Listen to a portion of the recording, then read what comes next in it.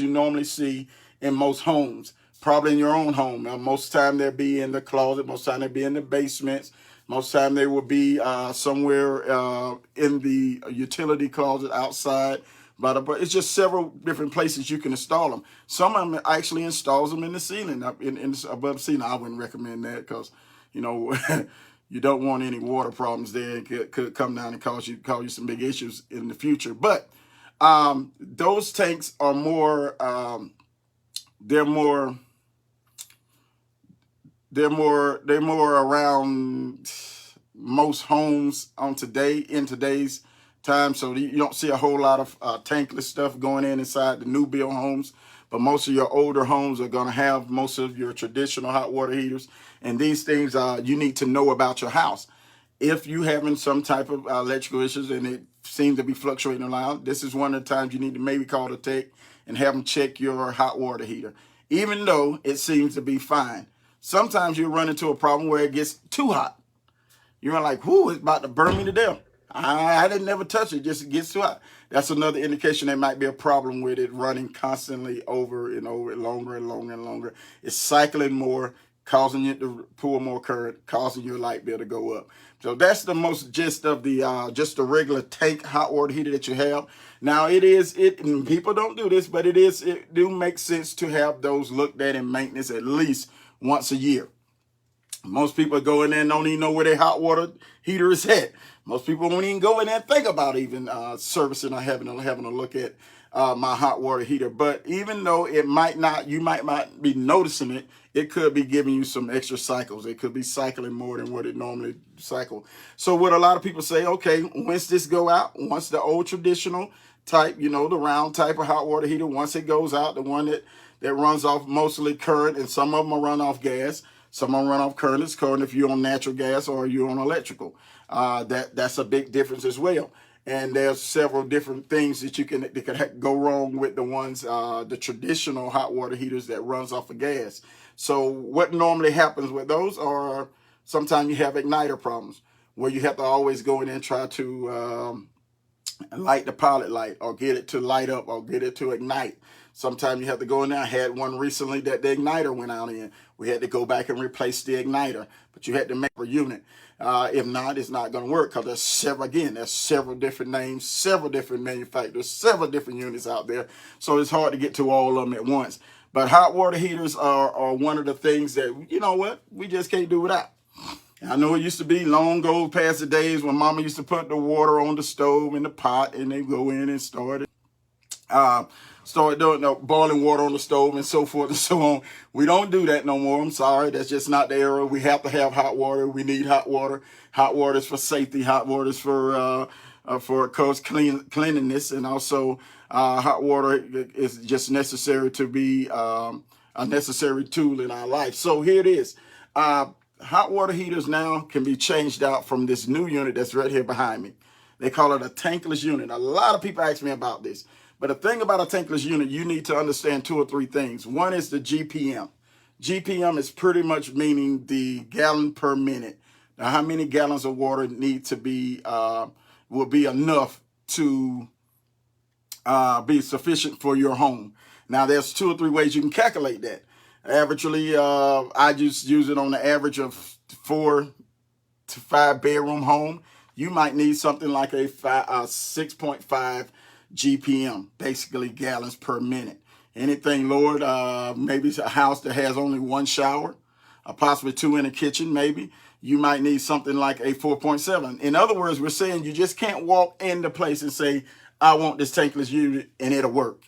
It takes a technician, and so most of your technicians that you call, most of your technicians that you get, they'll be able to tell you exactly what type of tankless hot water heater to get. Now, make sure they're certified people, and they're people that know what they're talking about, because there's a lot of people that has bought tanks and have sent the home, and it wasn't enough to supply the house.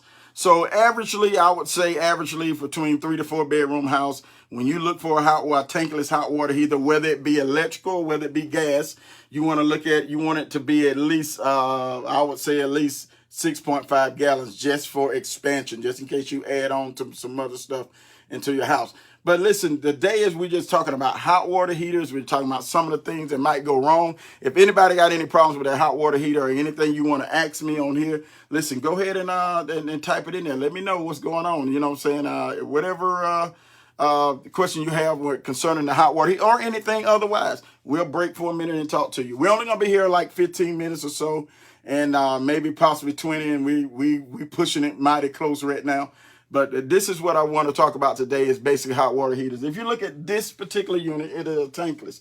It's a tankless gas unit we're working on. The yellow pipe indicates the gas intake. This is something that you have to have with a gas unit.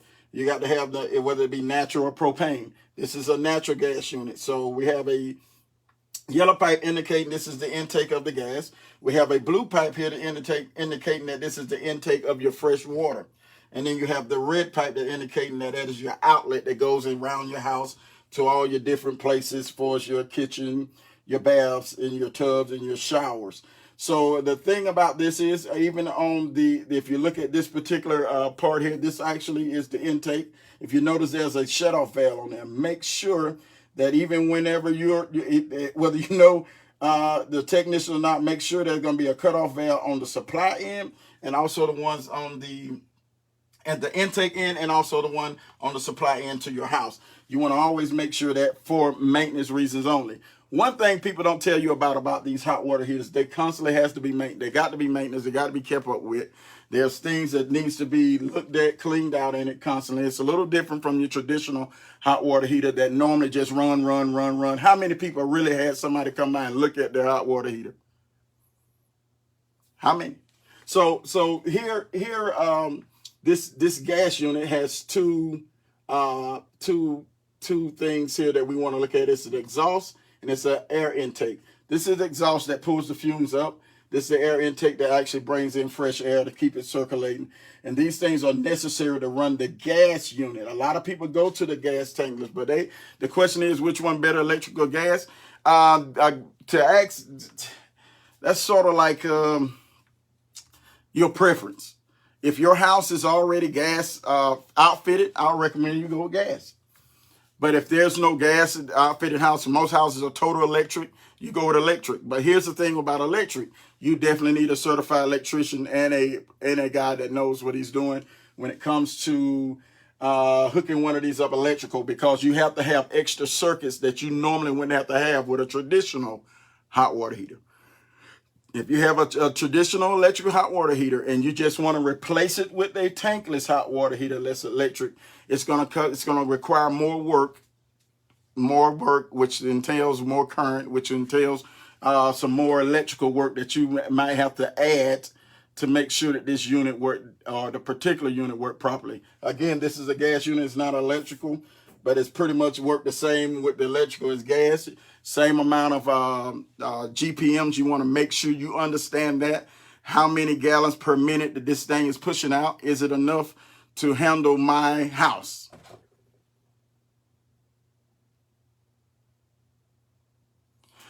Basically, we would say service. If you're going to service something, Crystal, I would say at least once a year. I know that's a lot. I know you say now that's the technician in me. But I would say at least once a year, at least have it looked at, have the guy come in and have the guy amp out some stuff, make sure all your stuff, especially in the traditional hot water heaters, because this is one of the things that we don't never ever look at. But we see our light bill go up and down. Sometime in the wintertime it get a little higher than it is. And some you're like, well, I had more higher, my light bill was higher in the winter than it was in the summer. Maybe it causing your hot water heater cycling more. Anything with elements of poor heat will cause that to happen. No person that do it certified. Now that is almost like an honor system. You could ask for papers, but that still don't make it right. I mean, that still don't really give credence to actually the individual. Some of them would have some certified papers on that particular unit or that particular thing. But when you get into asking for certification, some people like to supply it. Some people would also have it on their company, somewhere on my logo or somewhere around on my brochures that I give out. I let them know I'm certified in certain things. So this is a good thing to ask. That's not offensive. You need to ask them, are you certified? You need to ask them, do you know how much experience you have in this stuff? Because some people say they have it and they just don't. But when it comes down to hot water heaters, this is something that, like we said, you can't do without. Let me tell you something. You don't think about it until it's out. You don't think about it until it's over. I mean, you cut on the hot water and cold. Cut on the water and cold water come through. You can't never get no hot water.